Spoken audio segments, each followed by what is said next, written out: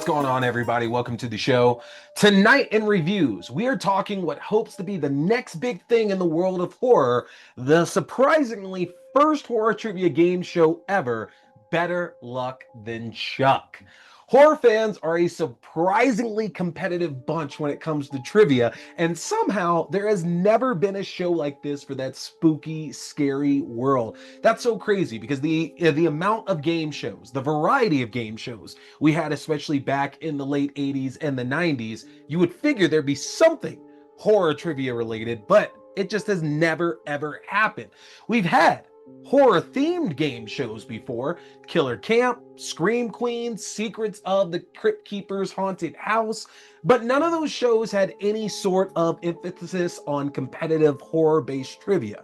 Instead, they really relied on physical challenges of the sort that you might see on something like Fear Factor. There's nothing wrong with those. I think those shows work so incredibly well, but for us horror fans, a lot of us tend to be fairly intellectual, especially when it comes to like facts about movies, actors, monsters, killers, weapons, locations, all these kinds of things here. So for those of us who know where the Crypt Keeper got his eyes, or which 90s action star played the Predator for a little bit of time in the original film, where's that show for us? And that's what Better Luck Than Chuck is scratching that itch for. Now, Screambox head programmer and Scotchworthy Productions founder Tony Wash and Meredith Tomillo have brought us something that seems destined, at least to me, to catch on with the horror community. This only increases that pretty bloody competitive nature that most of us have. But not only that, along with us wanting to be competitive, a lot of us are really just looking for that space to where we can have fun with other people in the horror world. You know, social media can be a total suck these days, and there's a lot of fighting on there, even in the world of horror. But I think a lot of what you'll also notice is that there's folks who just want to get together and talk about Art the Clown murdering people relentlessly in the latest Terrifier film. And I feel like Better Luck Than Chuck has that power to help bring a lot more of us together. Now, Better Luck Than Chuck actually serves as a bit of a continuation of Tony Wash's 2018 anthology film, Skeletons in the Closet.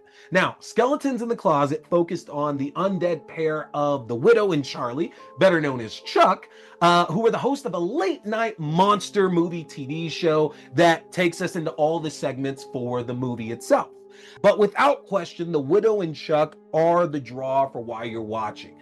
Whether it's Rod Sterling, Sven Gulli, Joe Bob Briggs, and Darcy, the Crypt Keeper, Elvira, you name it, when you're doing anthology horror, it all comes back to how good of a host you have, and Better Luck Than Chuck definitely breaks that mold by giving us the pair. I think that's a really, really smart choice here to go with what Wash knew, and he's already had these characters featured in his stories before, so why not expand on that? Because I think that's actually really cool that if the show actually picks up steam and folks really, really fall in love with it, that means that all those same people are likely at some point going to go back and check out Skeletons in the Closet and get just a little bit more of that backstory here for these two characters. And that's the right way if you want to set up the lasting ability of your new host, because you want them to be in the zeitgeist like all those other ones that I named. And this is definitely the way to do that. Now, speaking of our host here, they're portrayed by Alexis Alada, who takes over the role from Ellie Church, who portrayed the Widow in Skeletons in the Closet, and Adam Michaels, who reprises his role as Chuck from the film.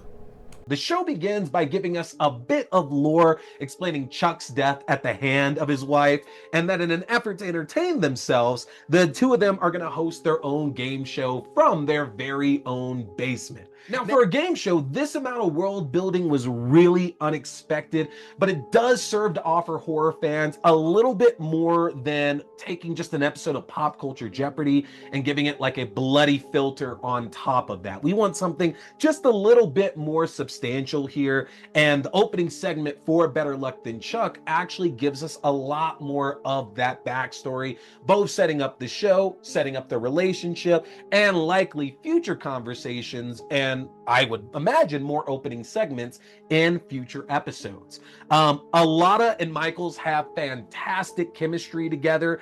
Michaels had me cracking up throughout the show with these very much seen ad-lib morbid dad jokes just throughout it. I love me a cheesy dad joke, and Michaels had those in spades. They just kept on coming and had me chuckling the entire time. And Alana has this intensity that had me questioning whether, if like the contestants had to ask her to repeat a question, whether they might end up like in a pit of alligators or something for asking her that. Like, it's just this presence that Alana has on screen here, to where, again, your eyes just cannot leave her at all. And I think that's phenomenal for a host, because you want somebody that you are just drawn to. And the sultry words are there, and that seems easy here. That voice is fantastic. But I love the fact that whether it's the eyes, the stern way that she's talking, just that look works so well here for the host that we're going to be spending most of the time looking at throughout that show. Now, again, I have to imagine that future episodes here are going to expand more of this backstory and give us more of these opening segments that really opens up the lore of the Widow and Chuck. And I wouldn't be surprised if the show truly does catch on here and we get multiple seasons, that at some point, it's not out of the question. I think we could see some characters out there in the horror world show up in the Widow and Chuck's basement. I mean, how cool would that honestly be to see Elvira come and visit them to have just a drink and show up in a random episode? You know, something like that doesn't seem too far-fetched to believe with a show like this, and that opens the door for so many possibilities of who could come to the Widow's lair. And speaking of the lair, what a lair it truly is. Again, this is for us sickos out there. So you've got to bring a set that screams horror for all us kids who grew up on that. And this basement is everything that you could want and more. Now, you remember Wayne's basement from Wayne's World, right?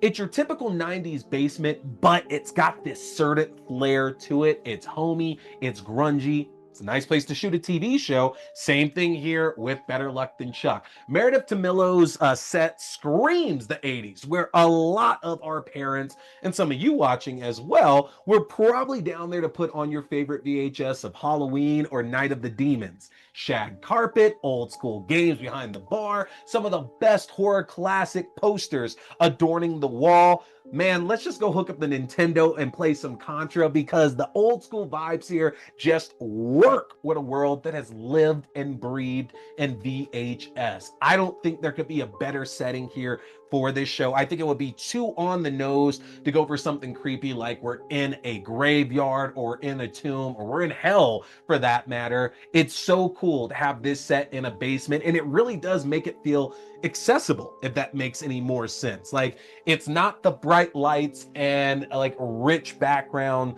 of games like Wheel of Fortune and Jeopardy. This feels like something that any of us could have a chance to actually go on and get. Now, as for our contestants, the pilot featured independent filmmaker Jesse James Hennessy, PhD candidate Kristen Lear, and Sirius XM radio host Jose Mangin. The contestants, for the most part, really were able to hold their own. And this is where I think a lot of us are going to have the most fun, because every single question I was playing along with, trying to see if I could get the answer out before any of the contestants were able to.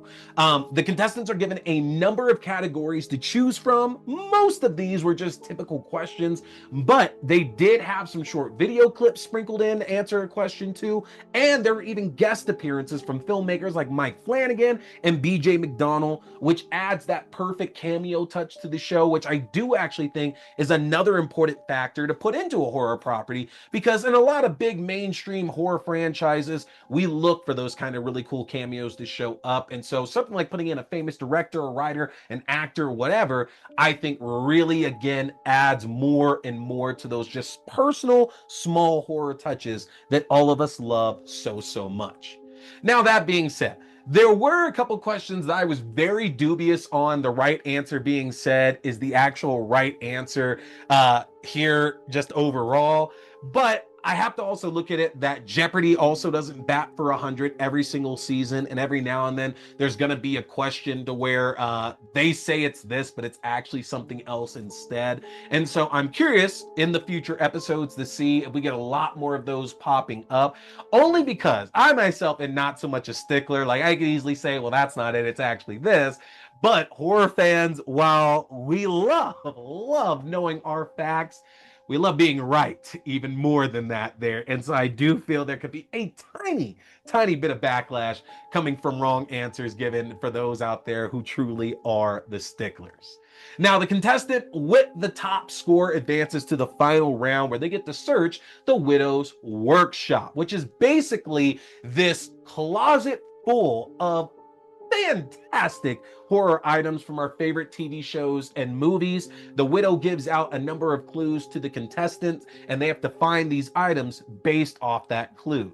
The more correct items they find and putting them into the right order, the higher score they get, and they can move on to the final round, or excuse me, the final episode, the final show, the season finale. I have to imagine this was the best way to kind of level the playing field here, because I think a good chunk of us are all going to have a good amount of horror trivia embedded in us. That's not going anywhere at all. But then when you actually have to put that into fruition, you actually have to go and start picking things out. I think that's where a large number of us would actually falter a little bit, because think of it like we're talking basic items like a lab coat from Reanimator or the fisherman's hook from I Know What You Did Last Summer. These are things that we definitely know. But in the heat of it, when we only have a few seconds to kind of figure it out, are we immediately going to pick that up? Are we going to get that horror recall that we need to win it? And again, I do think this is a great way of leveling that playing field and giving anybody a fair chance to truly go on to the final and be the big winner. I had an absolute blast watching the pilot here of Better Luck Than Chuck. And the hope is that when you all see it, you fall in love with it just as much as I did. And this allows us to get multiple seasons. How many podcasters, kill counters, convention panel hosts are going to want to compete on a show like this to truly show their superiority when it comes to knowing everything that you could possibly want to know in the world of horror? This is your chance to do it by competing on Better Luck Than Chuck. But just getting to hang with the horror crowd, I think, is actually the real win here of this show. Yeah, we all want to show off what we know and these facts that we've learned and these cool things that we know that nobody else might know out there in the horror world. But more so than that, like I said at the beginning, I think what this show really does is that it's bringing a lot of horror fans together to see certain segments of this world that they would never explore before. I'm big on slasher films, and I feel a show like this could open me up to watching more Japanese-inspired horror films, or those of y'all who are into found footage movies could now find your way getting more into creature features just based on a lot of the trivia that you learned for this show. I think this is going to expand a lot of must-watch lists for a lot of fans looking for new things to get into, and that right there means it's a huge win, because it's expanding that horror vocabulary, that horror knowledge out there for everyone. So forget the fact that the winner of everything ends up getting 2 all paid passes to Universal Studios Halloween Horror Nights. That's a great prize, but I do truly think the camaraderie, the community that can be built from a show like this is the ultimate prize here. Now, hopefully Better Luck Than Chuck will be announced for a streaming platform for y'all to check out here before the end of the year. Stay on top of this. Make sure to get subscribed, because we're going to let you know the moment that we do. Yours truly did get a chance to compete on an episode here of the show. So I'm so excited for y'all to get to check that out later on down the line. But again, you're going to want to get subscribed to my channel, stay on top of all the horror content that I'm dropping for all of you. You can do that by going to linktr.ee/T-Scary-Movie. If you get subscribed, that's going to be access to the YouTube page, the video versions of the show, your favorite podcasting platforms, the audio-only versions of the show, my Letterboxd page for written reviews and movie rankings through the year, to my TikTok page for short horror content, including movie news, movie premieres, and movie reviews, my Twitch page for horror gaming, and my Fangoria shop page where you can enjoy a 20% discount off anything in the Fangoria shop. Take advantage of that, y'all. Hit that subscribe button. I got so much great content coming out your way. We're going to talk Predator, Killer of Killers. We're going to be talking more of season 1 of The Bondsman, Hell of a Summer, The Ritual, Black Mirror. I got so much stuff coming out. Don't want y'all to miss it all. And of course, check out the previous content I got up that's best to check out on the YouTube page. We just got another Tales from the Crypt double feature up there, y'all. And on top of that, I got my review for Dangerous Animals out, where you can see how you can win a free copy of the Blu-ray of season 1 of the Creep Tapes. That's going to do it for me tonight, folks. I appreciate you tuning in. Again, hit that subscribe button, hit that follow button. My name is T. We've been talking scary movies. Stay scared.